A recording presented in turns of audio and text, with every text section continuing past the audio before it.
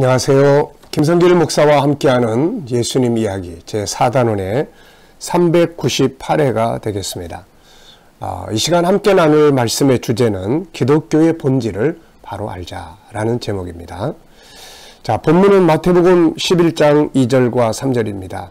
요한이 옥에서 그리스도께서 하신 일을 듣고 제자들을 보내어 예수께 여짜오되 오실 그이가 당신이 오니까 우리가 다른 일을 기다려오리이까.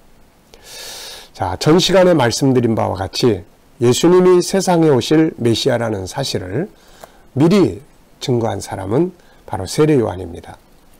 그런데 그 세례 요한이 감옥에 갇히게 되면서 예수님께 제자들을 보내서 오실 분이 당신입니까? 아니면 다른 사람을 기다려야 합니까? 이 말은 당신이 메시아 맞나요? 아니면 우리가 다른 메시아를 기다려야 합니까? 이런 질문이거든요. 이 질문을 하게 된 것은 이미 말씀드린 것처럼 예수님과 그분의 나라에 대한 오해 때문이라는 사실을 말씀드렸습니다. 자, 이 사건은 오늘 예수님을 믿고 따라가는 우리들에게도 아주 중요한 교훈을 줍니다. 우리가 열심히 믿는다고 해도 복음의 본질을 잘 모르면 어려운 일을 만나면 회의가 일어나게 되고 예수님을 버릴 수도 있기 때문에 그런 것이죠. 그래서 예수님과 그분의 나라를 바로 알지 못하면 어려운 일을 만날 때, 다시 말하면 세상 나라에서의 꿈이 이루어지지 않을 때 믿음이 흔들리고 포기할 수도 있게 되기 때문입니다. 기독교는 두 가지의 주제, 하나의 주제지만 좀 더 세분해 보면 두 가지의 주제를 가지고 있습니다. 하나는 예수 그리스도, 또 하나는 그분의 나라인 천국이죠. 당시 세례 요한과 그리고 예수님을 따르던 12 제자들, 그리고 유대인들은 이 두 가지 주제에 대해서 오해를 하고 있었던 겁니다. 그래서 예수를 믿는 우리 성도들은 바로 이 두 가지 주제에 대해서 바르게 알아야 돼요. 예수 그리스도, 이분이 누구인가? 이분이 무엇 때문에 세상에 오시는 것인가? 우리는 왜 이분을 믿는 것인가? 이걸 잘 알아야 되고, 두 번째는 그분의 나라에 대해서 잘 알아야 합니다. 이걸 모르면 예수는 믿는데 목적과 꿈은 세상 나라예요. 그러면 이때 세례 요한이나 제자들하고 똑같은 거거든요. 그래서 결국 실패하게 됩니다. 그래서 그분의 나라를 정확하게 알아야 되는 거예요. 왜냐하면 이 세상 나라는 잃어버릴 수도 있어요. 내가 그렇게 잘 살고 하다가 어느 날 다 사라질 수도 있어요. 그러니까 이런 것들이 사라지더라도 믿음을 지킬 수 있는 것은 예수 그리스도와 그분의 나라에 대해서 바르게 알아야 그게 이루어질 수 있는 거죠. 당시 세례 요한과 다른 제자들, 유대인들은 이 두 가지 주제를 잘못 알고 있었던 거죠. 그 이유는 구약 성경의 구조 때문입니다. 하나님께서는 인간이 범죄한 후에 인류를 죄에서 구원하시기 위해서 메시아가 온다. 그리고 그분이 세상에 와서 그분으로 말미암아 이루어질 그분의 나라, 곧 하나님의 나라를 계시하기 시작을 했습니다. 그런데 하나님께서 이것을 세상에 증거하시기 위해 예수 그리스도와 그분의 나라를 증거하기 위해서 선지자들을 보냈습니다. 그래서 선지자들이 많이 왔죠. 그런데 그 선지자들의 글을 읽어보면 두 가지 부분에 나타납니다. 예수님의 그 두 가지 모습, 그분의 나라의 두 가지 모습이 나타나요. 하나는 예수님이 세상에 오시는데 이분은 누구냐? 와셔서 무슨 일을 하느냐? 여기에 관한 건데, 이사야 선지자 같은 경우는 이분이 세상에 오시면 우리 인간의 죄를 지고 십자가에 못 박혀 죽으실 것이다. 그가 찔림은 우리의 허물 때문이요. 이사야 53장. 분명히 메시아가 오시면 십자가에 죽으심으로 우리 죄를 대속할 것을 이사야 선지자는 명확하게 예언을 했습니다.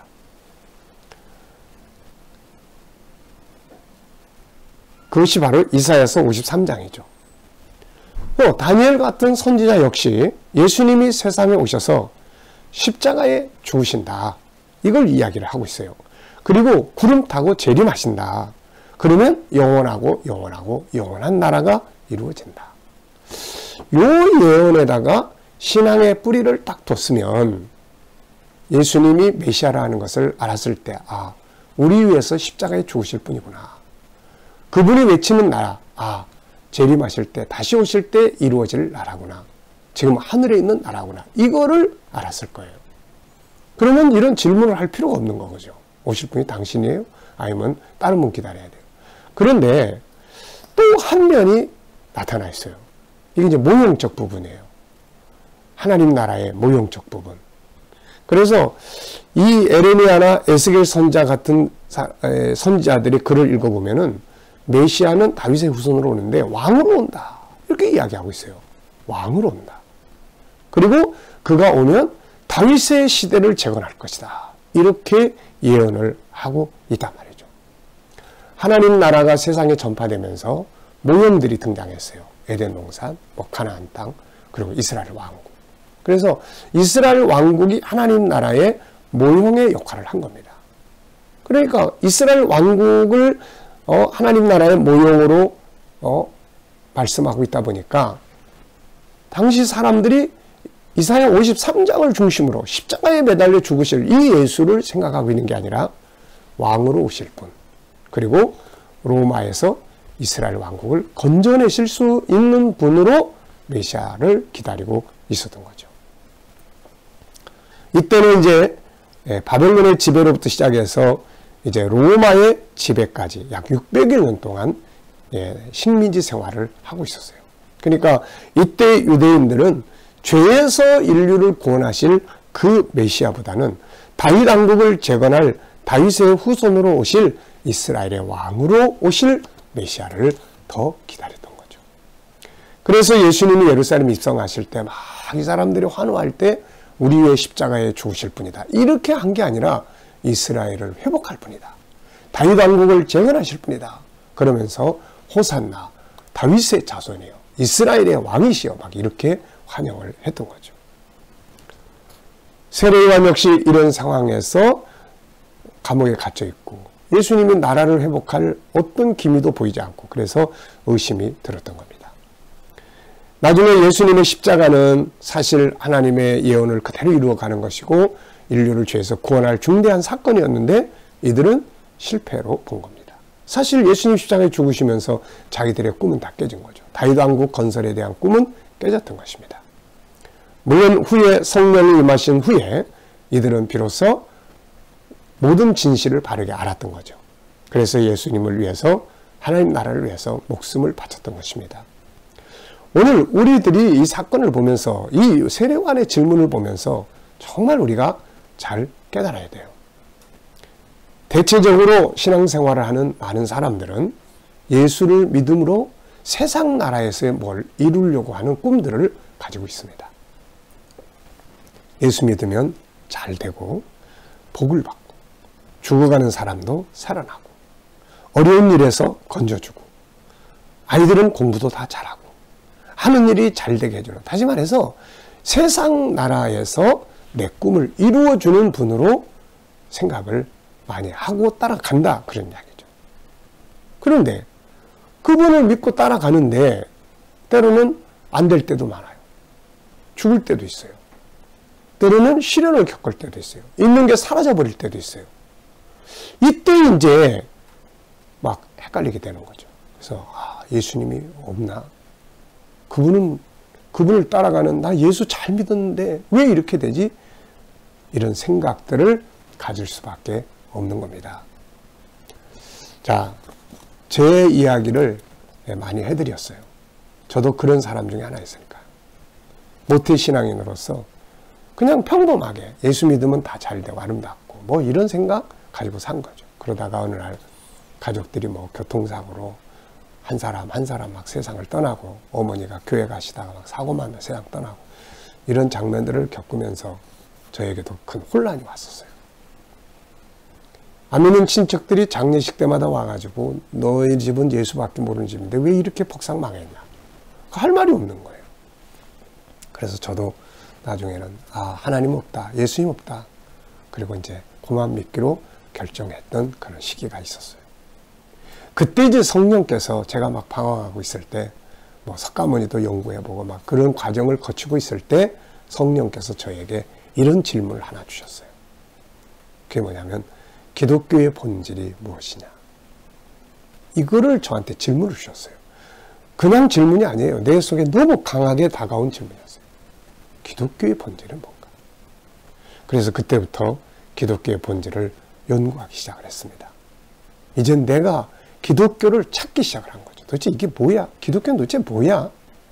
그래서 발견한 것이 천국이었습니다. 천국, 하늘에 있는 나라. 인생의 죽음, 인생의 고통, 이 세상 나라에서 내 꿈이 이루어지는 게 아니라 그분의 나라에서 내 꿈이 이루어지는 거다. 이거를 깨닫게 됐어요. 그때부터 예수님 따라가는 목적은 세상 나라에서 잘 되는 꿈이 아니구나 이게. 물론 여러분 그렇다고 해서 세상 나라에서 예수님이 우리를 무관심하게 하시는 분이 아니라는 거 기억해 두세요. 마태복음 6장 33절이 있잖아요. 너희는 먼저 그 나라와 그 일을 구하라. 그리하면 이 모든 것을 너희에게 더하시리라. 이게 기독교예요. 그런데 본질이에요. 본질. 자, 여러분. 혹시 이런 질문 스스로 해보신 일 있습니까? 기독교의 본질이 뭔가? 기독교의 본질은 두 가지예요. 첫째, 예수를 믿는데 세상에서 우리 꿈을 완성시켜주는 분이 아니고 우리를 죄에서 건져내시려고 십자가에서 못 박히신 우리의 구세주라는 것. 이게 본질이에요. 그래서 때로는 실패도 하고 어려운 일도 만나고 세상 것들을 잃어버리는 일이 있어도 예수를 버릴 수 없는 이유가 구원의 문제가 있기 때문이에요. 두 번째는 그분의 나라 천국입니다. 여러분이 세상 나라는 천국이 아니에요. 그러므로 이 땅에는 사고도 있고 실패도 있고 죽는 일도 있고 다 있습니다. 이런 일들을 만난다고 해서 예수님이 안 계시거나 하나님이 없는 게 아닙니다. 그러므로 세상 나라는 지나가고 잃어버릴 수도 있는 나라예요. 그래도 주님을 떠날 수 없는 것은 더 크고 온전한 나의 꿈을 완성해 줄 수 있는 그분의 나라가 있기 때문입니다. 기독교의 본질은 예수 믿고 세상에서 복받아 잘 사는 게 아니라 죄사함 받고 천국 가는 겁니다. 이 쉬운 본질을 우리는 멀리 두고 자꾸 예수 안에 세상 나라만 보는 거죠. 물론 예수님은 땅에 사는 동안 아버지께서 너희 먹고 마시고 있어야 할 거 다 아신다. 그래서 필요한 것들을 땅에서도 주시지만 이게 우리의 신앙의 본질은 아니라는 것을 우리는 기억을 해야 되겠습니다. 자, 여러분, 기독교의 본질 한 번쯤 질문해 보시고 생각해 보시고 나는 그 본질에 맞게끔 예수를 믿고 살아가고 있는지 한 번쯤 생각해 보시고 이 땅에서는 언제든지 어려운 일도 올 수 있고 우리도 가야 될 때가 되면 죽음의 길을 가야 되는 거고 언제든지 있는 것도 사라질 수 있다는 것. 이건 기독교 안에서 주시는 은혜지 그게 기독교의 목적은 아니라는 것입니다. 기독교의 본질. 이 시간 말씀 여기서 마치겠습니다. 감사합니다.